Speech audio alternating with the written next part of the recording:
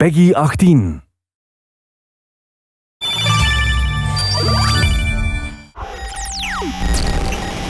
Your freedoms can only be protected if democracy thrives. Join us. We are DedSec.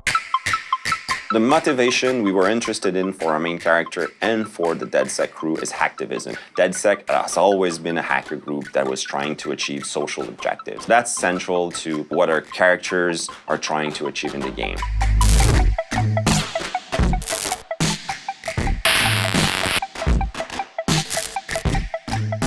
Hacktivism is something very present in the hacker culture. They want to expose some information they're the only ones having access to. Each character is like Marcus, like Wrench, Satara. They all represent a way to question how things should be. In this field of hyper-technology, where it's getting so complicated and it's pretty hard to keep pace, and it's even harder to understand what's within technology, they are the only one that can basically safeguard our daily lives, our security, our privacy. All the corporations that you can find in Watch Dogs 2 and in Watch Dogs in general are already existing in the world. There's nothing we invented. DedSec is there to expose questionable practices that they see happen in the system. You can tell that there's a completely new type of economy going on called information, and that becomes an interesting way to explore our relationship with technology.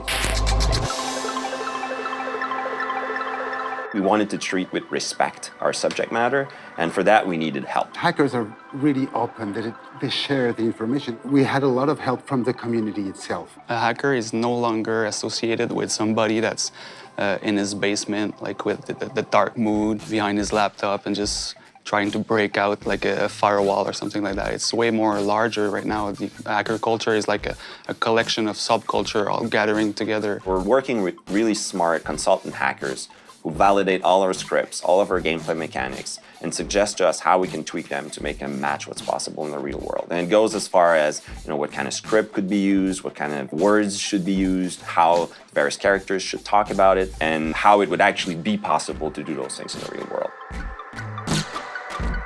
One element that was super important for us for the new visual of DedSec, it was to really embrace the hacker culture. Also the maker aspect of the hacking culture, just like the Mask of the Wrench really embraces the DIY aspect. It's all tied together. We really got inspired by the animated GIF culture, the same treatment that we have with the dithering, all the glitch art. We tapped into all the horror pulp from the cartoons from the late 40s. And we really wanted to bring that to the already mysterious and cryptic feeling of DedSec. So it's using pop culture elements to the mix and just bring a little bit more fun and colors and attitude to it.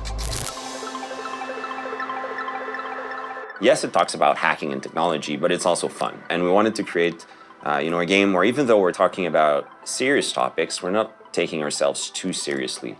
And that's a bit in the nature of the DedSec crew also. They always try to have fun, even though they're dealing with really dire situations. Hacking is all about this ability to think outside the box because you see the possibility that goes beyond the preconceived rules. It's about having ideas. When the player is going to grab the controller, the more he's going to understand how these things work, he's going to start having ideas. And that's what a hacker has, ideas on how to fix stuff, break stuff, or mess around with it.